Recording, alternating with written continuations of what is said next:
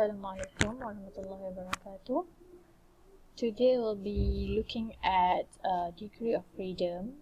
So that is one concept that we're going to learn from chapter 13. That is gas theory and gas laws. Okay. So degree of freedom is how free a molecule is can move in terms of translation or rotation.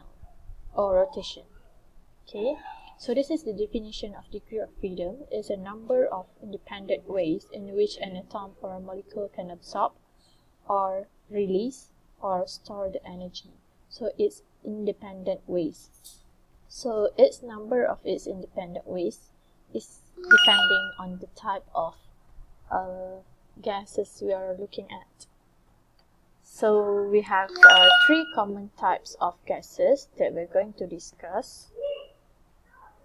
The first one is monoatomic gas. Okay. So mono means one, mono. Okay, monoatomic gas.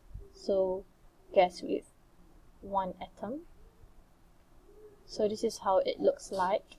Okay. So if we are talking about directions, we always refer to axis we have. So we have X, Y, and Z axis. So we are looking at how this monoatomic gas is moving at these three axes. So it is going to move in X axis, Y axis, and Z axis. So that is why the number of degree of freedom for monoatomic gas is 3. Okay. And for information, the symbol for degree of freedom is small f.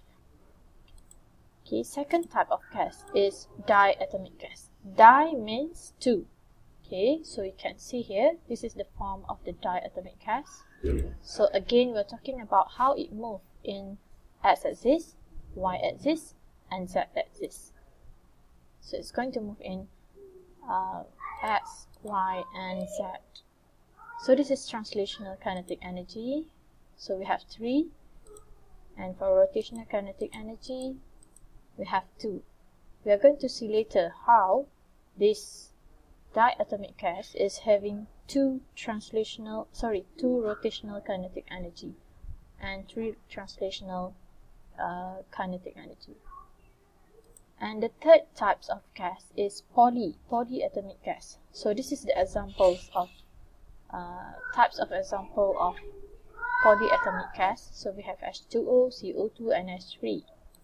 So how it looks like is kind of like this. So this is just one of the example. Poly means many, it's more than 2.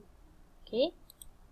So again, we're talking about its movement in X axis, Y axis, and Z axis. Okay. So let us have one example. Take one example. So I take a diatomic molecule here to discuss in detail. Okay. First, we're talking about how this diatomic molecule has translational kinetic energy of 3. This is the degree of freedom. So it has 3 degree of freedom for translational. Translational means it changes its position when it is moving. So let's talk about y-axis first.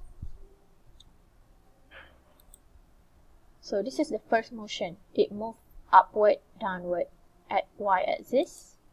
And then this is the motion of the diatomic molecule in x-axis. And this is the motion of diatomic molecule, translational motion, in z-axis. So basically it is moved up, it is moved back and forth.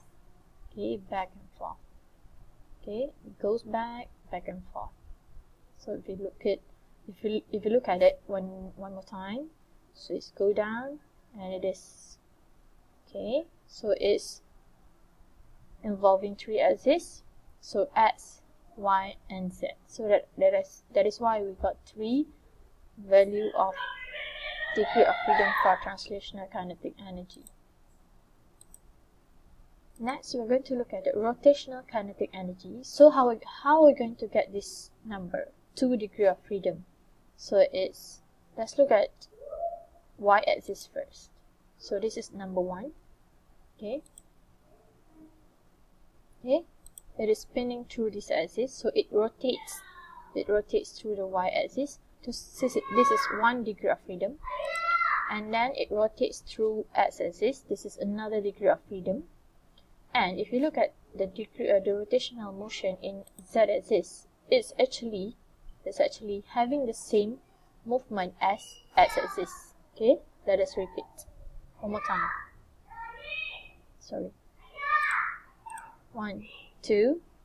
So this motion is equal to this motion. The plane it rotates, it is vertical plane. So that is why we assume these two motions of x and z axis are the same.